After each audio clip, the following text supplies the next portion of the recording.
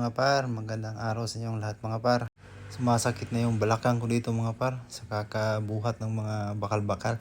So ito pala yung gagawin kong rack mga par para sa tindahan mga par. So pwede naman mga par na kukuha ako ng gagawa mga par, pero yun, parang na-miss ko din gumagawa ng mga ganito mga par. Dahil sa mga hindi pa nakakalam, ito yung dati kong trabaho sa Middle East mga par, yung paghihinang. Mahirap gumawa mga par kung mag-isa ka lang mga par. Kaya minsan tinatawag ko yung asawa ko para mag-assist sa akin. At dito nakalimutan ko nga pala mga par na sobrang init pala ng pag-welding. Nakalimutan kong magpantalon. Kaya yun, sunog na sunog yung binti ko mga par. So yun, shoutout nga pala sa tito ko no, na nagpahiram sa akin ng mga gamit.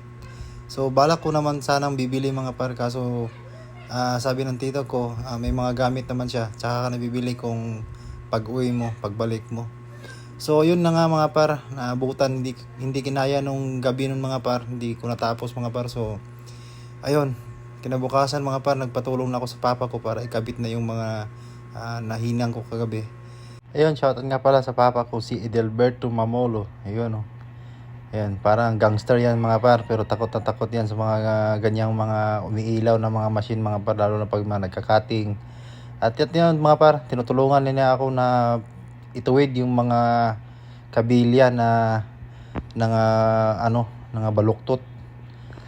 So yun, yan, pag na pag tumitiran ako mga par, tumitingala si papa mga par para hindi matamaan sa ilaw. At yun yung mask ko mga par, sumurrender na mga par, at tinalian na lang ni papa ko ng guma para magamit ko pa rin. So yun, kunting-kunti na lang talaga mga par, pero alam ko medyo mabahaba pa talaga ito mga par dahil pipinturahan pa. Pero i-update ko kayo mga par bawat pangyayari dito sa tindahan ko na ginagawa mga par. So sa part na to mga par, nagkamali pala ako mga par no. Nagkamali ako ng sukat. So yun, nagputol, tapos dugtong ulit, tapos binisita na ako ni Commander. Ayun, patingin-tingin lang si Commander. Tapos sa part na to mga par, yun, buo na yung 4 na poste mga par para sa rack. Pero kulang pa to ng 4 mga par. So bali dalawa dito sa kabilang side, dalawa din sa kabila. So ayun, kumuha na ako ng angle bar mga par. Yun, nag-cutting na ulit. So kung napapansin niyo mga par no, naglagay na ako ng ilaw mga par dahil ginabi talaga ako mga par. Kahit sinimulan ko ng maaga mga par, pero yun, ginabi pa rin ako. So hindi talaga madali mga par no. So parehas lang yan mga par na ikaw nangangarap ngayon na makapunta sa bansang South Korea. Alam ko hindi talaga madali. Minsan maisip mo na ayaw ka na, minsan masabi mo sa sarili mo na pagod ka na, pero makikita mo naman mga par ang resulta mga par kung talagang desidido ka sa mga pangarap mo. Patuloy lang talaga, yun lang naman talaga. Paras lang din yan. Kasi kung hihinto ka ngayon, sigurado walang mangyayari mga par. Pero kung pagpatuloy mo mga par, may kahahantungan yan lahat mga par, yung mga pagsisikap mo. So hindi man ngayon, sa lagi kong sinasabi mga par na lahat naman tayo may gusto sa buhay. Kung sa tingin mo ang South Korea ay para sa mga pangarap mo, alam mong pag nasa Korea ka na, matutupad mo yung pangarap mo, pagpatuloy mo nga par. Ganun lang naman eh. So maraming mga nagtatanong mga par kung paano mag-apply, paano magsimula. Ayun, sa mga interesado lang talaga no. So mag-research lang kayo kung saan kayo mag-aral ng Korean language, saan kayo mag-training ng Korean language, or pwede din kayo mag-self-study kung talagang kaya ninyo. Pero para sa akin, mas prepare ko yung papasok ako ng KLC mga par. Alam niyo yung bakit? Dahil may mga mag-a-assist sa inyo mga par, yung mga teacher natin na mga magagaling. No, hindi kayo pababayaan mga par, at alam nila kung ano yung mga unang ituturo sa inyo para hindi kayo malito at madalin yung matutunan.